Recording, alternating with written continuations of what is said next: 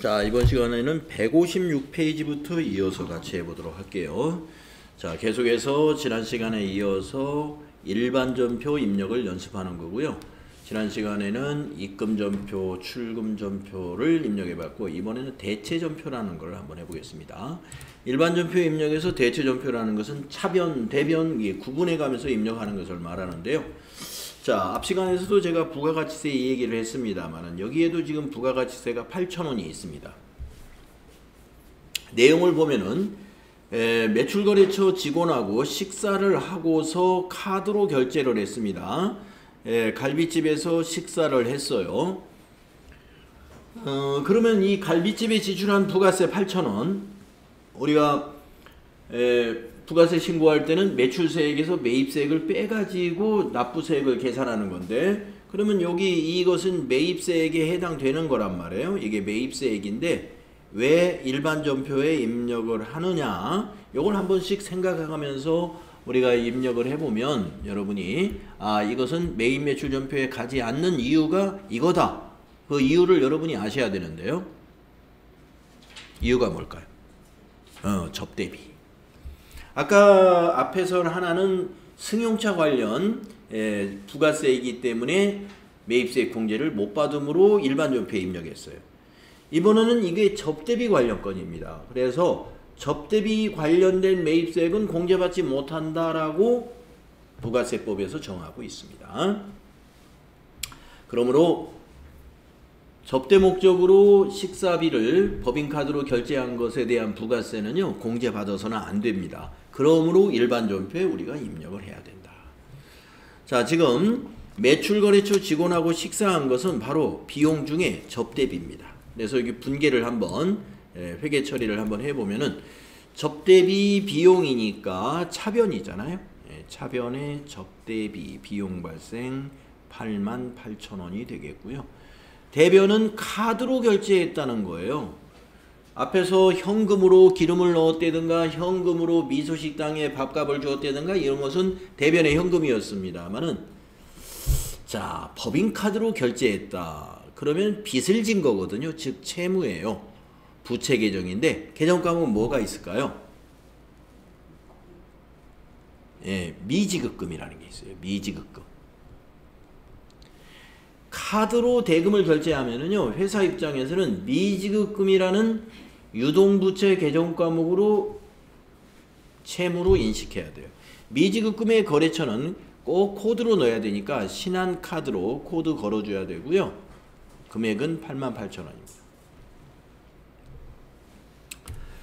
자, 이 거래를 결합관계를 한번 적어보면은 차변의 접대비는 비용 발생이므로 차변의 접대비인 거고, 대변의 미지급금은 부채 증가에 해당이 되니까 대변에 기록하는 거예요. 부채 증가. 그래서 거래 하나하나마다 우리 회사의 재무 상태나 손익에 어떤 영향을 미치는가를 이 거래의 결합을 딱 해보면은 우리 회사에 어떤 영향을 미친다라고 즉각 판단할 수가 있습니다. 그래서 손익에 미치는 영향은 비용이 88,000원 증가했으므로 당기순이익이 88,000원 줄어들겠구나. 또 부채는 재무상태에 영향을 미치므로 부채 비율이 88,000원만큼 높아졌겠구나. 회사의 부채 비율이라는 건 뭐냐면 회사의 빚이 늘어나는 그런 안전성, 회사가 얼마나 안전한가, 재무상태가 안전한가를 보여주는데, 이 거래로 인해서 안전성이 조금은 낮아진 거죠. 부채 비율이 높아졌으니까. 그래서 거래의 결합관계는 매우 우리가 이 거래가 우리 회사 재무상태나 손익에 어떤 영향을 미치느냐, 이것을 파악하는데 가장 기본이 되는 판단이 바로 거래의 결합이에요. 차변요소, 대변요소, 거래의 8요소, 여러분 매우 중요하다는 거 다시 한번 강조하겠습니다. 자, 그러면 이제 전표를 입력을 하겠습니다. 이거는 현금 거래가 아니므로 차변, 대변, 순서는 대변, 차변, 무엇을 먼저 입력하든 관계없어요. 그래서 입력을 하도록 하겠습니다. 자, 거래 날짜는 거기 보시면 카드의 거래 일시가 1월 14일이죠. 14일로 날짜 고치시고요. 구분해서 3번 입력하면 차변입니다. 예, 코드는 차변에 들어갈 계정 과목 코드를 말하는 거죠. 접대. 자, 접대는 계정 과목이 5개가 있는데요. 800번대 접대비에 2가지가 있습니다. 813번은 그냥 접대비고 843번은 해외 접대비다. 이렇게 구분을 해놨어요. 이거 국내에서 접대한 거니까 813번 접대비. 그 접대비의 거래처는 우리가 꼭 코드로 입력해서 관리할 필요는 없고요. 참고로 여기 거래처에다가 참만나 갈비 넣어주면 되겠습니다.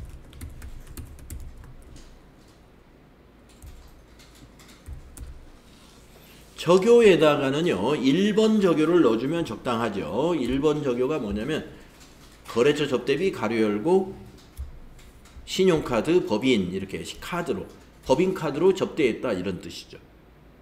자, 차변에 들어갈 금액은 88,000원입니다.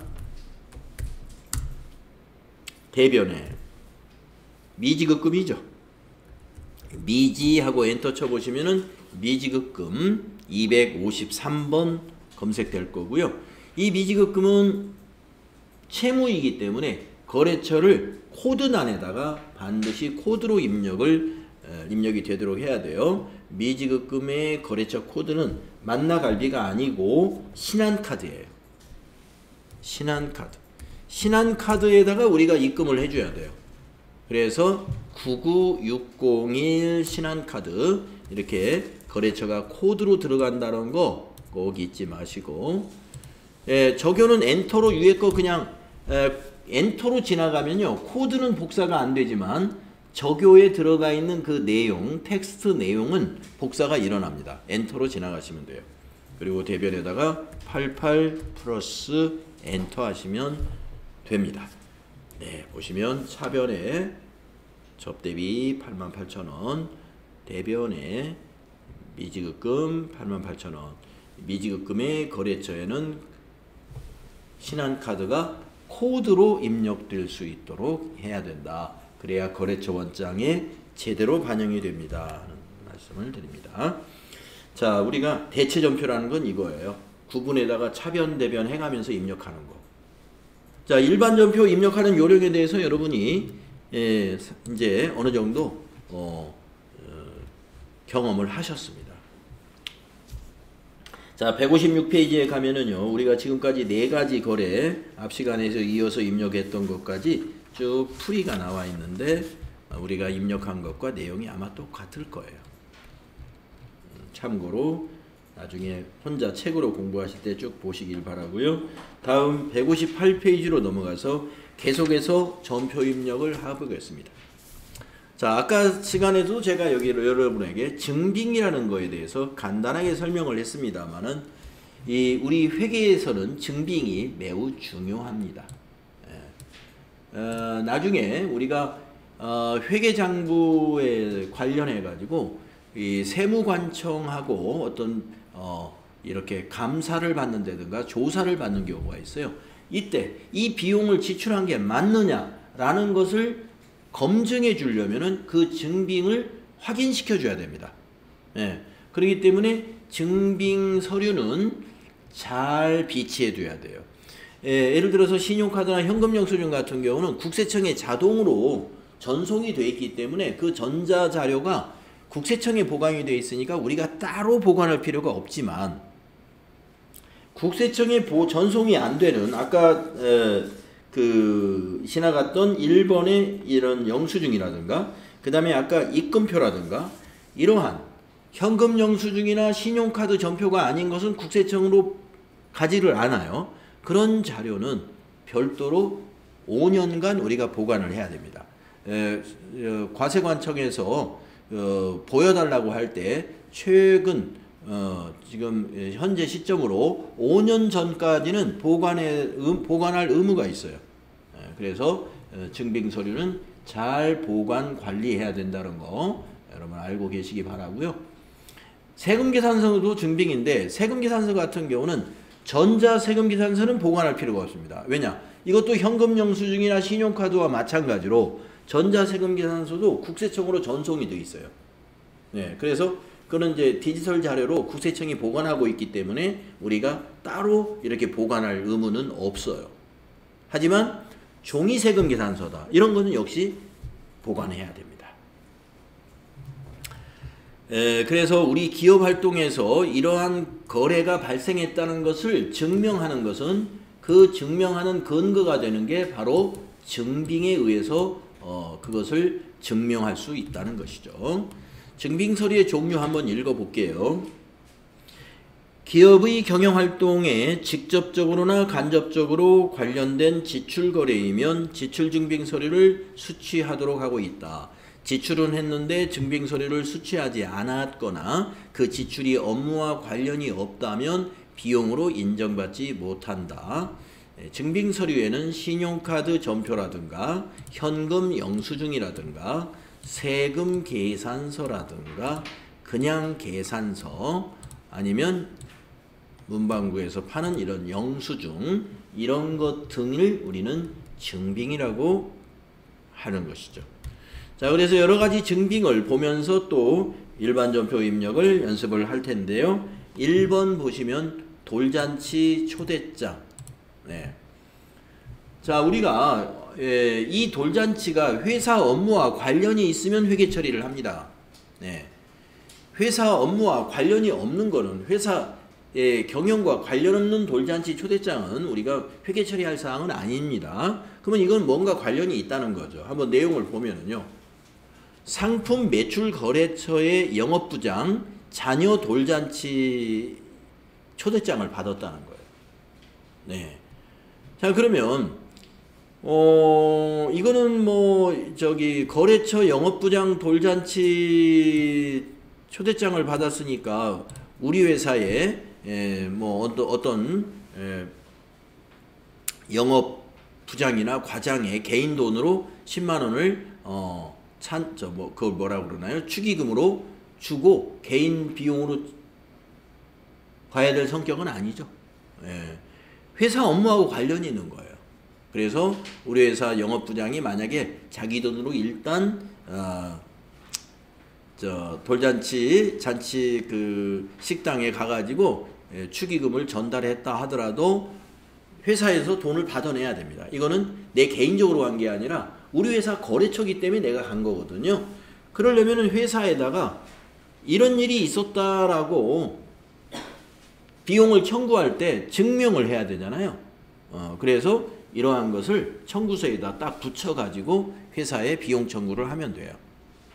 만약에 종이로 된 초대장이 아니라 모바일로 왔더라 그러면 그 모바일 캡처해가지고 우리 SNS로 오는 경우도 있잖아요. 그 화면 캡처 알죠? 화면 캡처한 것을 회사에 비용 청구할 때 그걸 보내줘야 돼요. 그러면 회사는 이거를 전표 처리하고 이 증빙을 보관하면 돼요. 자, 그런 얘기입니다. 자, 그러면 여기다 분개를 한번 해볼게요. 회계 처리. 자, 현금으로 지급했으니까 현금이 차변일까요? 대변일까요? 예, 현금 대변입니다. 왜 대변이냐? 자산감소는 대변이에요.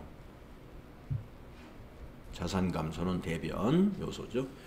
그리고 차변에 오는 개정과목은 여러분 이것은 복리후생비인가요? 접대비인가요? 네, 접대비예요. 접대비 10만원. 이것은 비용 발생이므로 차변에 적는 거예요. 거래의 8요소의 비용 발생은 차변이지 않습니까? 그래서 차변에 적어야 되는 거예요. 이와 같이 개정 과목을 알고 그 다음에 그 개정 과목이 비용인데 발생했다. 그러면 차변이고 그 개정 과목이 자산인데 감소했다. 그러면 대변이다 이거죠. 이렇게 회계 처리를 할 수 있으면 전표 입력은 간단하죠. 출금 전표로 입력할까요? 자, 2월 11일이라고 하니까요. 날짜를 2월, 월도 바꾸시고 날짜는 11일로 바꿔주세요. 자, 9분에다가 1번 하면 출금이고요. 접대비 813번이고요. 거래처는 코드로 넣을 필요는 없고 비용이니까 네, 멋쟁이 영업부장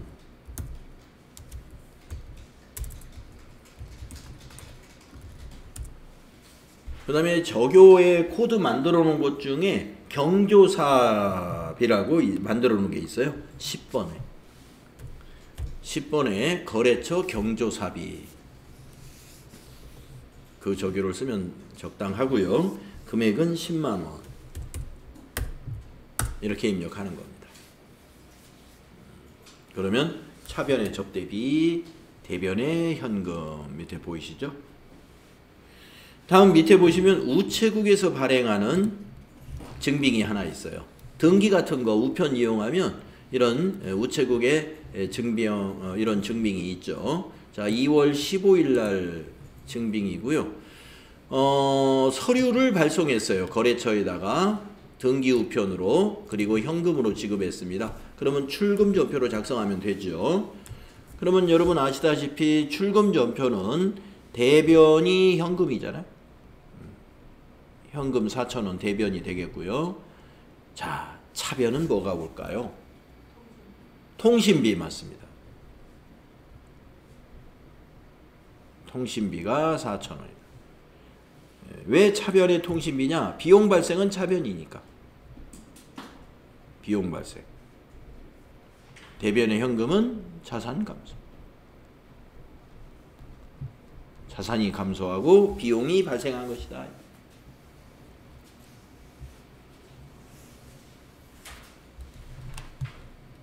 자, 그러면 전표를 입력해 볼까요?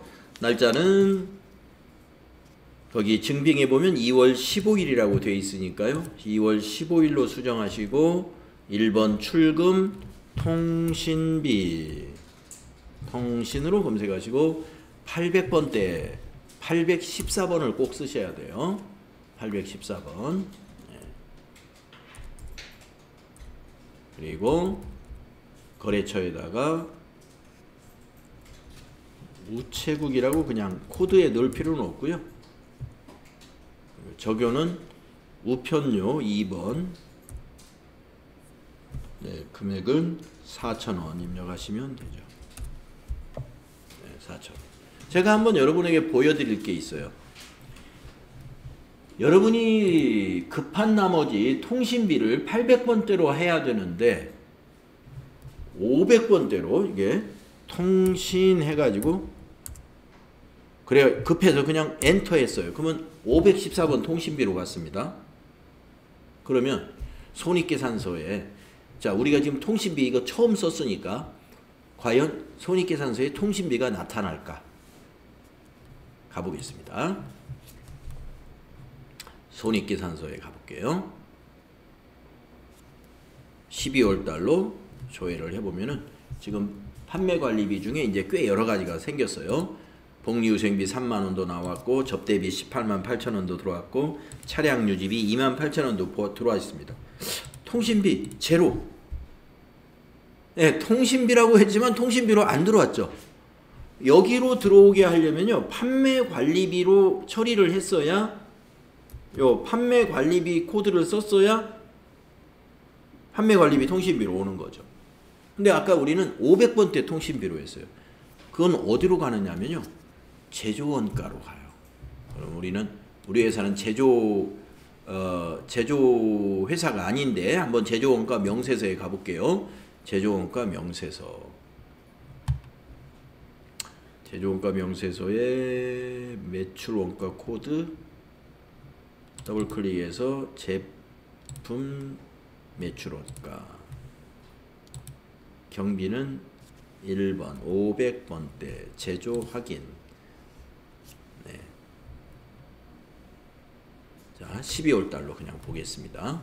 네, 제조원가 명세서로 지금 들어와 보니까 여기 경비에 통신비 4,000원 들어와 있네요.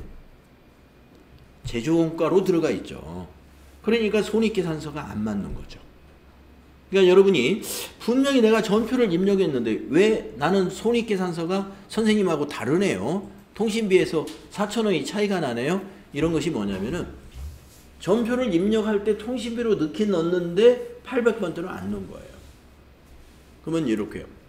이것이 나중에 손익계산서로 넘어올 때는 매출 원가로 통합돼서 넘어오는 거예요. 그래서 여러분 제조원가 500번째 통신비는 제조원가를 구성하는 통신비예요. 제조경비에 해당되는 거. 그래서 그걸 정확하게 코드가 정확해야 된다는 이유를 여러분에게 확인시켜 드렸습니다. 그래서 다시 일반 전표에 가가지고 이거 814번이지 이거 고쳐줘야 돼. 꼭 800번대로 써야 됩니다. 손익계산서에 가가지고 다시 조회하면은 여기에 이제 통신비에 들어왔고 제조원가 명세서에서는 이제 사라지게 되는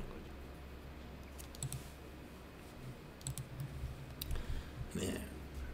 잘 구분하시라는 말씀이고요. 다음 페이지로 넘어가서 이번에 증빙은 취득세 납부한 영수증입니다. 우리가 어떤 자산 같은 경우는요, 취득세가 부과되는 자산들이 있어요. 토지 취득을 했다. 아니면 건물을 취득했다라든가 차량을 취득했을 때 취득세라고 하는 취득에 관해서 과세하는 세금이 있습니다. 그러면 여러분들이 이제 이 증빙에서는 중요한 것이 취득세는 비용이 아니고 자산 처리한다는 것을 기억하시라. 여러분들이 자산을 공부하실 때 제가 아마 자산에 대한 설명 영상에서 자산의 취득원가 부분을 설명할 때 뭐 기계장치라든가 어떤 자산, 유형자산이든 무슨 자산이든 간에 그 자산의 취득과 관련된 모든 비용이 취득원가에 포함되는 것이다. 이렇게 정리를 했을 거예요. 그러면 취득세는 세금이죠. 세금이지만 취득과 관련된 세금이에요. 재산세 같은 경우는 세금이지만 취득과 관련 없는 겁니다. 그거는 취득 후에 보유함으로써 발생하는 세금이에요. 그거는 세금과 공과금이라는 비용 처리를 하지만 취득할 때 딱 한 번 과세하는 거, 그것이 취득세인데 그것은 자산의 취득원가에 포함시켜야 돼요. 그래서 여기 보니까 토지 취득세라고 했기 때문에 이거는 차변의 토지가 되는 거예요. 이건 토지로 회계 처리한다. 그거 꼭 잊지 마세요. 네, 근데 이제 여기 명세를 보고 어떤 분이 이렇게 또 질문하신 분도 한 분 있었는데요. 그러면 선생님 취득세는 213만 435원이니까 이것만 토지가 되고 그 밑에 농어촌 특별세, 지방세, 지방교육세 요 두 개를 더해서 이거는 세금과 공과금으로 별도로 처리하면 어떻겠습니까? 그거 틀립니다. 이것은 세금과 공과금이 아니에요. 왜 그러냐면 이 농어촌 특별세와 지방교육세도 취득세 때문에 발생한 목적세거든요. 취득세 때문에 발생한 비용 역시 취득원가예요. 그래서 이 합계를 다 취득원가에 포함시켜야 되니까 취득세 요 세목 하나만 토지, 자산이 된다는 뜻이 아니고 취득과 관련된 모든 세금이에요. 그래서 취득세에 대하여 우리가 몇 퍼센트가 농어촌 특별세고 또 몇 퍼센트는 지방교육세 이런 어떤 목적세라고 하는 것이 붙는 거거든요. 그때는 전부 포함을 해야 됩니다. 그래서 이번에 회계 처리해야 될 토지는 245만 원으로 회계 처리해야 된다는 얘기죠. 자, 밑에 자료 설명을 봅시다. 매장을 신축하기 위한 토지를 구입하고 취득세를 국민은행에다가 현금으로 납부했습니다 하는 거래예요. 그래서 회계 처리를 할 때 대변이 현금이고 차변이 토지가 된다. 이걸 잘 하셔야 되겠습니다. 그래서 거래후 결합관계는 차변의 토지, 자산 증가고요. 대변의 현금, 자산 감소입니다. 자산 증가와 자산 감소의 결합이 되겠습니다. 자, 전표를 입력하세요. 거기 수납인이 2월 20일로 찍혀 있죠. 그래서 2월 20일로 날짜 고치시고 2월 20일로 고치시고 차변의 토지 거래처를 넣을 것은 없을 것 같습니다. 적요는 토지의 취득세 적요가 없죠? 그러면 여기다가 타이핑을 해줍니다. 있어요? 네.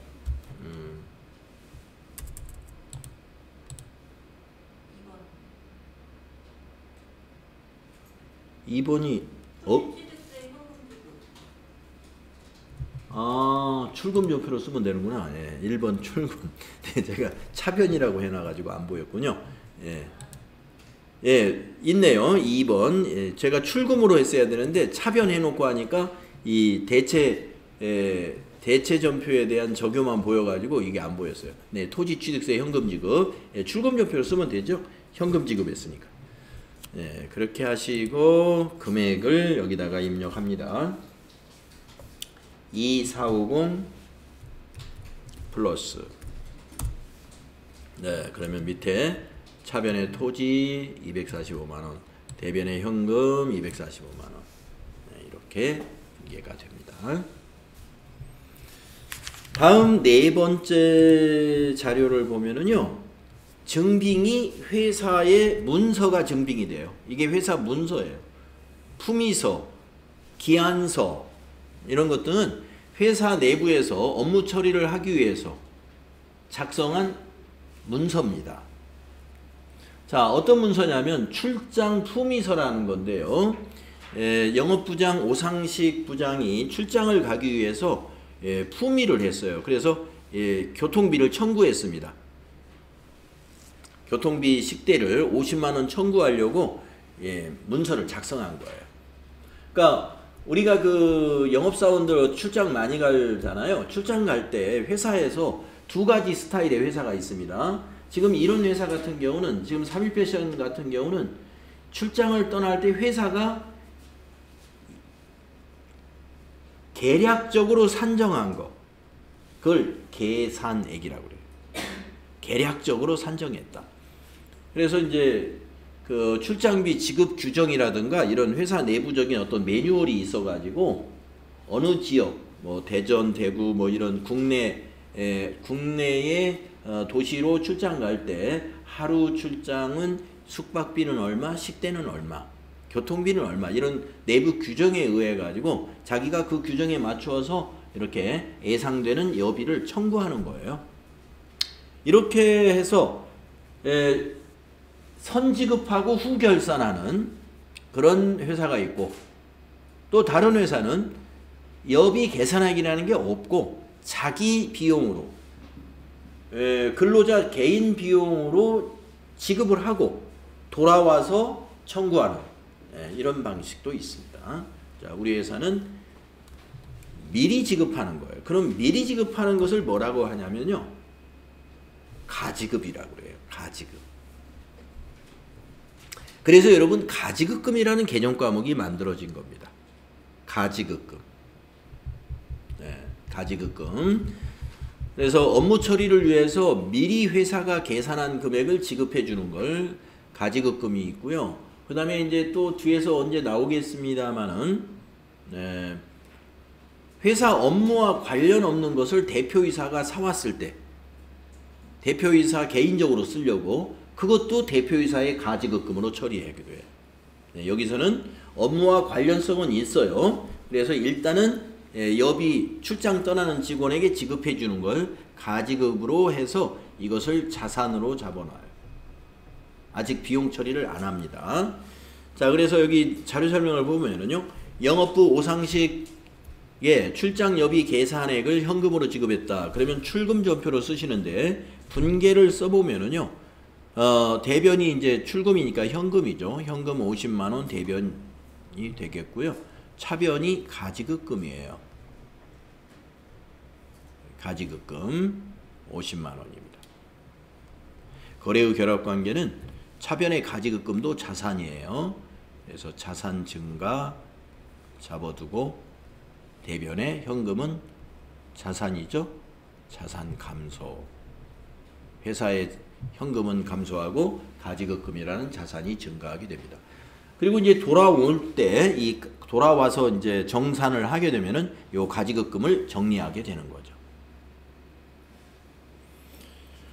자, 그래서 2월 23일 날 전표에는요, 이와 같은 분계를 해야 됩니다. 네, 자, 전표를 입력하겠습니다. 2월 23일로 바꿔주시고, 출금전표, 차변에 오는 것은 가지급금.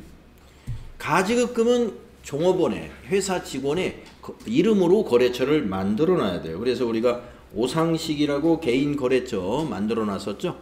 네, 오상. 네, 3001번 오상식. 네, 여러분들 첫날 거래처 어제였죠. 거래처 등록할 때 개인 주민번호로 오상식 등록해 놓은, 이때 쓰려고 등록해 놓은 거.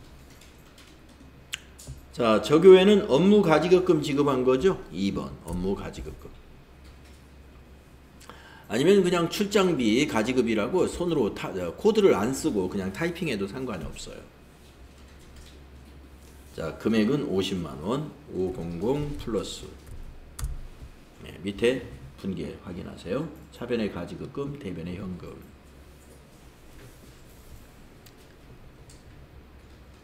자, 다음 5번 자료를 보겠습니다. 이번에 증빙도 회사 서류가 증빙이 되는 겁니다. 회사 서류 급여 지급대장. 급여를 지급한 사실을 증명하려면 급여 지급대장을 가지고 증명할 수밖에 없죠. 그리고 돈을 현금으로 주지 않고 계좌이체했을 때는 통장 거래 내역도 증빙이 됩니다. 통장 거래 내역에서 계좌 이체시킨 2월달 급여를 지급했다. 그러면 2월달에 급여를 계좌 이체시킨 그 통장 거래 내역과 급여 대장의 차인 지급액은 일치하겠죠. 두 개가. 자, 급여 지급에 대한 것을 어떻게 회계 처리해야 되느냐. 여기 보시면 직원의 급여를 신한은행 보통예금 계좌에서 지급하였다. 그래서 회계 처리하라고 그랬습니다. 그러면 이제 간단하게 생각했을 때, 요 금액, 차변의 급여 6161,750, 그리고 대변의 보통예금 6161,750, 이렇게 하면 끝나는 거 아닌가? 그렇지가 않습니다. 자, 여기서 우리가 회계 처리해야 될 것이 세 개가 있어요. 급여는 이게 급여입니다. 그 다음에 공제액이라는 게 있죠. 공제액. 공제 항목을 보면은 소득세, 지방소득세, 국민연금, 종업원 부담금, 건강보험료, 종업원 부담금, 고용보험, 종업원 부담금, 장기요양보험, 종업원 부담금. 즉 근로자가 부담해야 될 세금과 4대 보험료, 이것을 회사가 빼고 지급한단 말이죠. 그러면 이 뺀 거, 이거 회계 처리해야죠. 자, 우리가 종업원의 돈을 잠시 회사가 빼가지고 다음 달 10일 날 세금도 내고 4대 보험료도 내야 돼요. 이 돈은 남의 돈이죠. 여러분, 남의 돈을 일시적으로 가지고 있을 때 쓰는 개정 과목이 부채 개정 과목 중에 예수금이라고 하는 개정 과목이 있어요. 여러분, 예수금.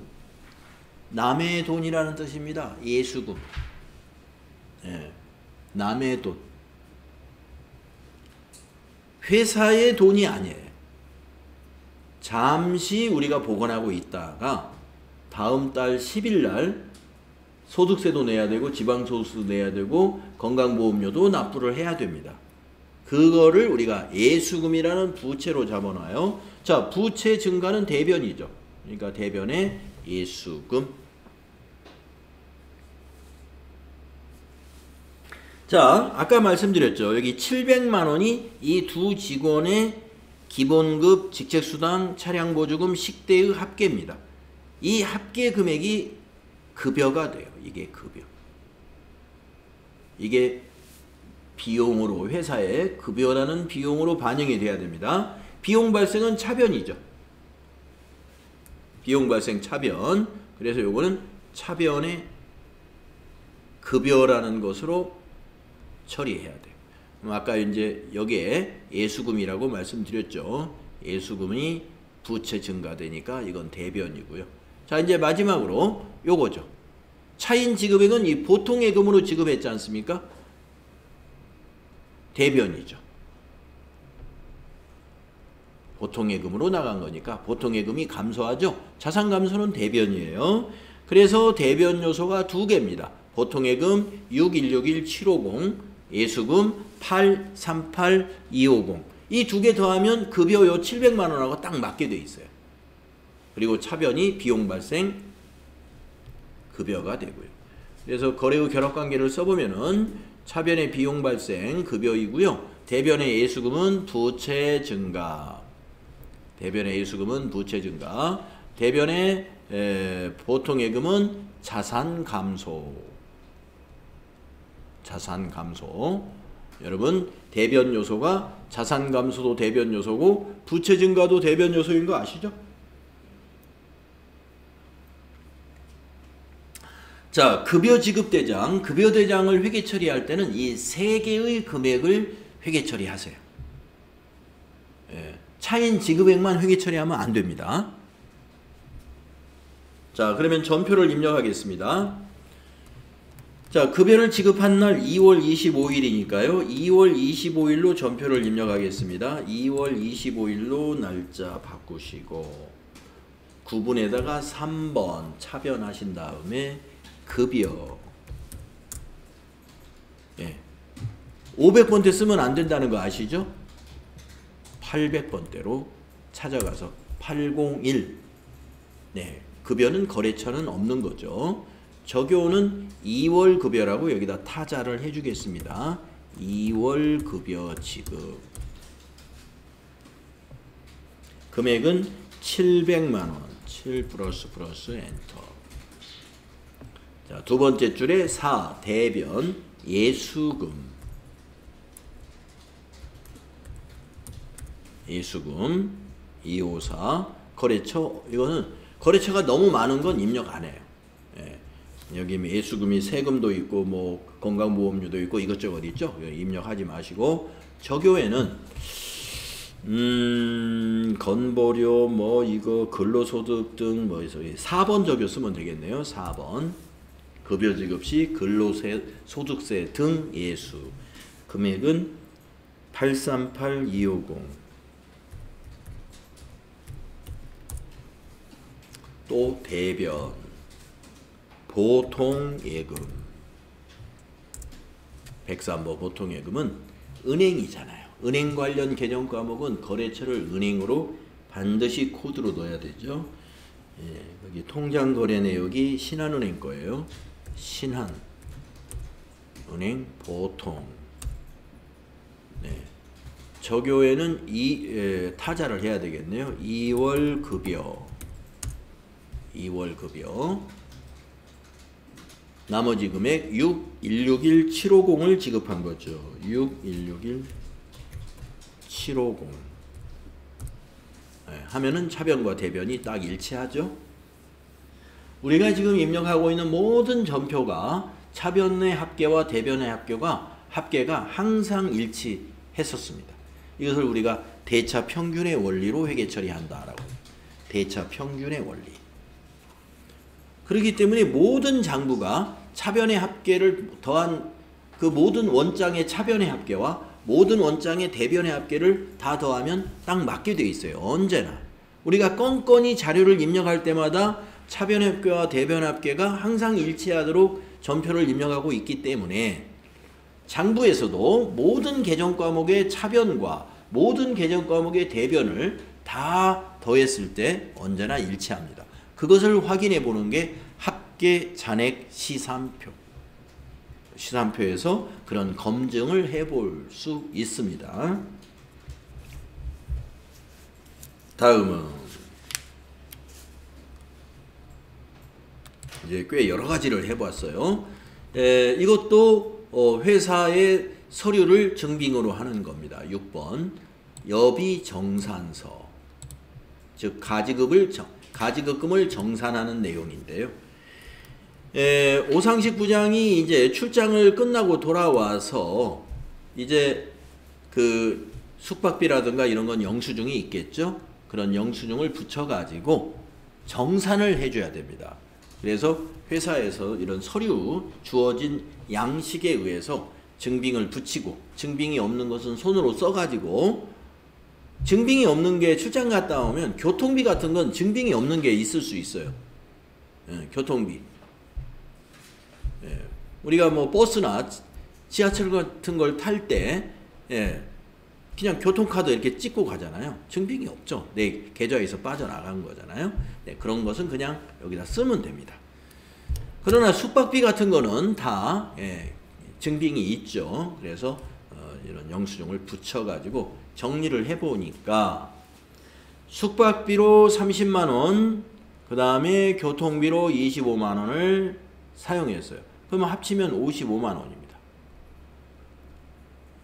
자, 우리가 앞에 전표에서 가지급금으로 50만원 가지고 간 거 기억할 거예요. 이거를 정리할 때 55만원을 청구하게 되니까 회사로부터 5만원을 더 받는, 회사 입장에서 개인이 회계 처리하는 게 아니라 회사가 회계 처리하는 거니까, 자, 회사에서는 그 가지급금 50만원은 대변에다가 이제 정리해버리고, 아까 자산 잡았잖아요. 이제 없어지고, 차변에 여비교통비가 이렇게 늘어나요. 비용을 발생시켜요. 차변에 여비교통비. 출장 갔다 오는 비용이 여비교통비입니다. 그러면 5만원이 지금 대변이 부족하잖아요. 그래서 대변에 5만원은 현금으로 추가로 지급한 걸로 처리하면 돼요. 그래서 대변에 현금 5만원 이렇게 됩니다. 대변에 현금하고 가지급금이에요. 가지급금 50만원. 이것이 대변이고 차변은 여비교통비예요. 55만원. 거래 후 결합관계는 여러분 이제 아시겠죠? 차변의 여비교통비는 비용 발생. 대변의 현금과 가지급금은 두 개 다 자산이죠? 자산 감소. 이렇게 거래 후 결합관계를 여러분이 특정할 수 있어야 됩니다. 비용 발생, 자산 감소인 거래이다. 이처럼 회사에서 작성한 서류가 회계의 증빙으로 우리가 취급될 수 있다는 거. 자, 그러면 전표 입력할까요? 2월 27일 날로 입력하면 됩니다. 자, 27일로 바꿔주시고, 자, 차변의 여비교통비를 먼저 입력하겠습니다. 차변의 여비 교통비 800번대니까 812번. 거래처는 넣을 수가 없고요. 적요에다가는 국내 출장비, 국내 출장비라고 타자하면 되겠습니다. 금액은 55만원. 대변에 가지급금 먼저 털어낼까요? 가지급금 거래처 써줘야 돼요. 거래처 오상식. 적요는 가지급금을 정리하는 거죠. 가지급금을 정산하는 거니까 6번 적요를 써주면, 넣어주면 되겠습니다. 업무가지급금 정산대체. 대변에 50만원. 그 다음에 또 대변에 현금이 있죠. 현금. 거래처는 뭐 안 넣어도 됩니다만은 그냥 엔터로 오상식을 복사하고 가도 되고요. 그리고 엔터로 업무가지급금 정산, 이런 식으로 위에 거를 그대로 복사해도 좋겠습니다. 5만원. 이렇게.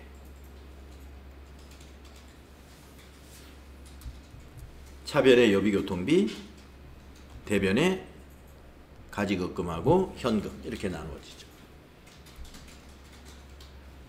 우리가 전표번호는 항상 자동으로 만들어진다는 거 여러분 지금 보실 수 있을 거예요. 계속 전표번호는 날짜별로 1, 2, 3, 4가 자동으로 만들어지는데 한 줄 단위로 번호가 매겨지는 게 아니라 한 건의 전표는 번호가 같아요.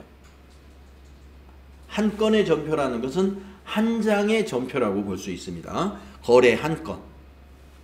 그러니 이거는 세 줄로 작성된 한 건의 전표죠. 그래서 2월 27일 전표번호 1번으로 기록이 되는 거예요. 자, 그러면 또 쉬는 시간 가졌다가요. 다음 시간에 우리가 162페이지부터 또 전표 입력 연습을 하겠습니다. 쉬었다 합시다.